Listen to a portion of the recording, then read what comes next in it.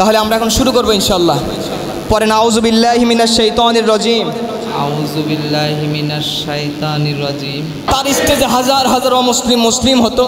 এটা আমার জন্য, আজকের দিনের জন্য, আমার জন্য এটা একটা অনেক বড়, বিশাল বড় একটা পাওয়া।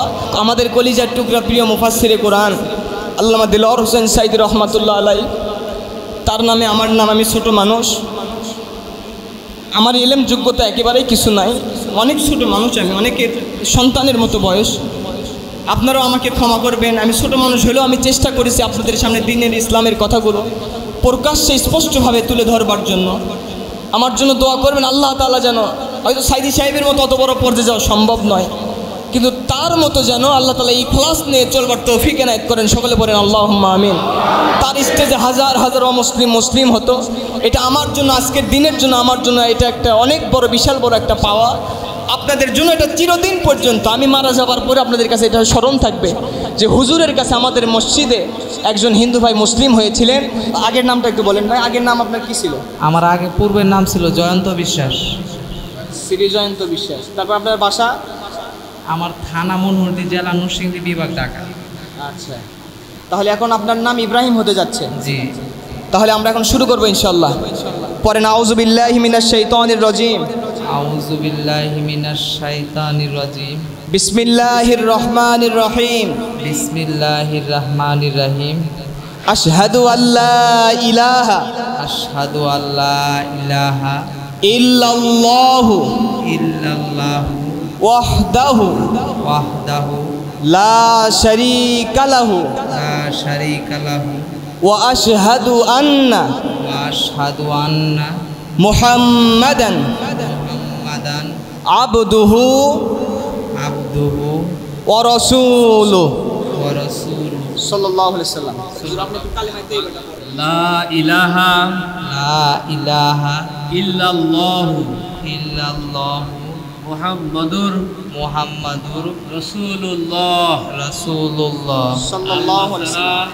আল্লাহ ছাড়া কোনো উপাস্য নেই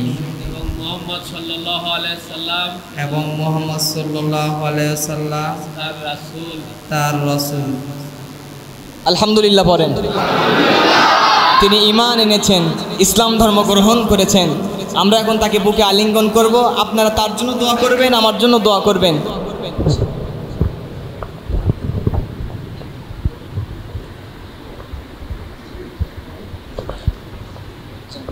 সকলকে উদ্দেশ্য একটা সালাম দেন। জি, সকলকে একটু সালাম দেন। আসসালামু আলাইকুম ওয়া রাহমাতুল্লাহি ওয়া বারাকাতুহু। তো সম্মানিত উপস্থিতি, আমি হাদিস ঘাটলাম যে কোনো মানুষ যখন মুসলিম হবে কিংবা হিজরত করে কোনো এলাকা থেকে কোনো এলাকায় চলে যাবে, নবীজি বলছেন যেই মানুষ কালিমা পড়বে, ইসলামের ছায়াতলে আসবে, বিগত সময়ের সমস্ত গুনাহ খাতা আমার আল্লাহ তাআলা মাফ করে দিবেন। যে ভাই মুসলিম হবেন, ওনার গুনাহ খাতা যিনি ক্ষমা করবেন তিনি কে? উনি আমাদের দ্বীনী ভাই হয়ে যাবে। হাদিস শরীফের ভিতরে পেয়ে গেলাম, হযরত আয়েশা রাদিয়াল্লাহু তাআলা আনহা বলছেন, হযরতে আব্দুর রহমান ইবনে আউফ রাদিয়াল্লাহু তাআলা আনহু মক্কা থেকে মদিনায় তিনি হিজরত করলেন। কোথায় হিজরত করলেন? হিজরত করবার পরে তাদের অবস্থা খারাপ ছিল, স্ত্রী, পরিবার, পরিজন, সম্পদাদি সব কিছু ছেড়ে মদিনায় নবীজির কাছে আশ্রয় নিয়েছে। সেই যুগে নবীজির আরেকজন সাহাবী ছিলেন হযরতে সাদ রাদিয়াল্লাহু আনহু। নাম কি? হযরতে সাদ ইবনে রাবি রাদিয়াল্লাহু তাআলা আনহু। তিনি ছিলেন অত্যন্ত সম্পদশালী, ধনাঢ্য ব্যক্তি। হযরতে আব্দুর রহমান ইবনে আউফ রাদিয়াল্লাহু তাআলা আনহুর সঙ্গে নবীজি হযরতে সাদ রাদিয়াল্লাহু তাআলা আনহুর একটা সম্পর্ক বন্ধন তৈরি করে দিলেন। সুবহানাল্লাহ পড়েন, যে ইনি এখন তোমাদের ভাই। নবীজি যখন সম্পর্ক তৈরি করে দিলেন, হযরতে সাদ জানতে বলতেছে, ও আব্দুর রহমান ইবনে আউফ, মক্কা থেকে মদিনায় হিজরত করে এসেছো, স্ত্রী নাই, পরিবার নাই, পরিজন নাই, খাদ্য নাই, টাকা নাই, পয়সা নাই, সম্পত্তি নাই, একেবারে নিঃস্ব ফকির হয়ে গেছো। চিন্তার কোনো কারণ নাই, তুমি আমাদের দ্বীনী ভাই, আমি তোমার দ্বীনী ভাই। আমি মদিনার জমিনে অত্যন্ত সম্পদশালী, ধনাঢ্য ব্যক্তি, কোনো চিন্তার কারণ নাই। আমার যত সম্পদ আছে এই সম্পত্তির ভিতরে আমি 2 ভাগ করে নেব। ও আব্দুর রহমান ইবনে আউফ, আমার সম্পত্তির অর্ধেক অংশ তুমি নিয়ে যাবা, আর আমার দুইজন সুন্দরী স্ত্রী আছে, তোমার কোন স্ত্রীটুকু পছন্দ হয় জানায় দাও। ওগো আব্দুর রহমান ইবনে আওফ, তোমার যে স্ত্রীটা পছন্দ হয়ে যাবে আমি আমার সেই স্ত্রীকে তালাক দেব।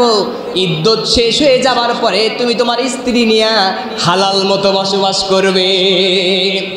আব্দুর রহমান ইবনে আওফ রাদিয়াল্লাহু তাআলা আনহু ডাক দিয়ে বলছেন, ওগো হযরত সাদ রাদিয়াল্লাহু তাআলা আনহু, ওগো নবীজির সাহাবী, বারাকাল্লাহু লাকা ওয়া আহলিকা, হে আল্লাহর নবীজির সাহাবী হযরত সাদ, আপনাকে আল্লাহ তাআলা বরকত দান করুক, আপনার পরিবারের উপর আল্লাহ তাআলা বরকত নাজিল করে দিক, কারণ আপনি যেই উজ্জ্বল দৃষ্টান্ত স্থাপন করলেন, আপনার সম্পত্তির অর্ধেক ভাগ আমাকে দান করে দিলেন, এমনকি আপনার পাশে শুয়ে থাকা আপনার হালাল স্ত্রীকে আপনি তালাক দিয়া আমি একজন মুসলিম ভাইয়ের জন্য উপহার দিয়ে দিলেন। নবীজির কাছে খবর চলে গেল। কিছুদিন পরে হযরতে আব্দুর রহমান ইবনে আওফ রাদিয়াল্লাহু তাআলা আনহু ব্যবসা বাণিজ্য করলেন, তার সম্পদ কিছুটা হয়ে গেল। এরপরে তিনি কি করলেন, সময় শেষ হয়ে যাবার পরে বিবাহ বন্ধনে আবদ্ধ হয়ে গেলেন। একদিন নবীজির সামনে উপস্থিত হয়ে গেলেন। নবীজি লক্ষ্য করে দেখলেন তার চেহারার ভিতরে হলুদ রং দেখা যায়। নবীজি বলছেন, আব্দুর রহমান ইবনে আওফ, তোমার চেহারার ভিতরে হলুদ রং দেখা যায়, কারণ কি? আব্দুর রহমান ইবনে আওফ ডাক দিয়ে বললেন, ইয়া রাসূলুল্লাহ, আমি কয়েকদিন আগে বিবাহ করে ফেলেছি, এইটাই হলো আমার বিবাহের রং। সুবহানাল্লাহ কোন। নবীজি বলছেন, আব্দুর রহমান ইবনে আওফ, তুমি কি দ্বারা বিবাহ করেছো, মোহর কি দিয়েছো? আব্দুর রহমান ইবনে আওফ ডাক দিয়ে বলতেছে, ইয়া রাসূলুল্লাহ, আমার কাছে তো কোনো সম্পত্তি ছিল না, কিন্তু একটা খেজুরের আটির ওজন পরিমাণ স্বর্ণ আমার স্ত্রীর জন্য আমি মহরানা দিয়ে দিয়েছি। নবীজি বলছেন, আব্দুর রহমান ইবনে আওফ রে, শুধু মহরানা দিয়েছো হবে না, সামান্য একটা যদি কাজ করতে পারো, কাজ করবা, সেটা হলো ছোট্ট একটা বকরি জবাই করে হলেও তোমার বাড়িতে ওলিমার অনুষ্ঠান করে না। তাহলে সাহাবীকে কত সুন্দর অন্য সাহাবী আনসাররা মুহাজিরদেরকে হেফাজত করেছেন, সম্পত্তি ভাগ করে দিয়েছেন। এই ভাইটা আমাদের কাছে উপস্থিত হয়েছে, মুসলিম হবে। কারো কাছে যদি রাস্তায় ভিক্ষা করে, হিন্দুরা অন্য ধর্মের মানুষ তখন মনে করবে মুসলিম হবার পরে মনে হয় ভিক্ষা করে খাওয়া লাগে, ঠিক কি না? আমরা তার জন্য একটু কিছু দিতে পারবো না ভাইজান? আরো জোরে কোন, কিছু আমরা দিতে পারবো না? তো ভাইজান শুরু করেন, মুসলিমজন ভাইজান, যে ভাইটা আমাদের মাঝে উপস্থিত হয়েছেন, এই ভাই আজকে গোটা মিডিয়া দেখবে, গোটা দেশে হয়তো ছড়িয়ে যাওয়া সম্ভব নয়, কিন্তু আমাদের পরিচিত কিছু মানুষ দেখবে কি দেখবে না? কথা কোন, দেখবে কি দেখবে না? আমাদের এই ভাই মুসলিম হয়ে যাবে। তিনি তার নাম চয়েস করেছেন ইব্রাহিম। এই আলহামদুলিল্লাহ কেউ পায় না। আমার জীবনের জন্য অনেক বড় একটা পাওয়া যে এই ছোট্ট বয়সে আমাদের কাছে, সেটা আবার জালসুগা এই বাইতুল ভালা মসজিদে আল্লাহ তাআলা একজন মুসলিম ব্যক্তিকে আমাদের হাতে কবুল করতেছেন। আলহামদুলিল্লাহ কর। ভিতর থেকে একজন মর্দে মুজাহিদ তাকবীর দেন তো দেখি। ওঠেন ভাই, উঠে আসেন। আমাদের মাঝে যে ভাই আসতেছেন, উনি ইসলাম ধর্ম গ্রহণ করবেন, উনি ইসলামের ভিতরে আমাদের চলে আসবেন। সম্মানিত উপস্থিতি, ওনার পরিচয় হওয়ার পর থেকে আলহামদুলিল্লাহ নীরব ভাই এবং তারা দুই ভাই, নীরব ভাই তাদের পক্ষ থেকে পাঞ্জাবি টুপির ব্যবস্থা তারা করেছেন। আল্লাহ তাআলা যেন দুই ভাইকে বরকত দান করেন, পড়েন আমিন। আপনারা আপনাদের সাহায্য অনুযায়ী তাকে হাদিয়া দিবেন তো ইনশাল্লাহ? হাদিয়া দিলে মহব্বত বাড়বে। তো সম্মানিত উপস্থিতি, আমরা তাকে আলিঙ্গন করব, তিনি কালিমা পড়বেন, কালিমায় শাহাদত তিনি পড়ে নেবেন, তিনি মুসলিম হয়ে যাবেন। তাহলে আমরা আমাদের কাজ শুরু করি ইনশাল্লাহ। আপনারা দোয়া করবেন তিনি যেন হযরতে বিলালের মতো যত নির্যাতন আসুক না কেন, ঈমান নিয়ে আমল নিয়ে জমিনে টিকে থাকতে পারেন। আরো জোরে কোন আল্লাহুম্মা আমিন। কারণ মুসলমান তো তারাই, তারা ইসলামের জন্য জীবন কুরবানি করতে জানে, কোরআন সুন্নাহর জন্য নিজের জীবন কুরবানি করবে। কিন্তু মুসলমান ঈমান আনবার পরে যদি আগুনেও ঝাঁপ দেওয়া লাগে, কিন্তু ঈমান থেকে কুফরের দিকে ফিরে যাবে না। কতক্ষণ ঠিক কিনা?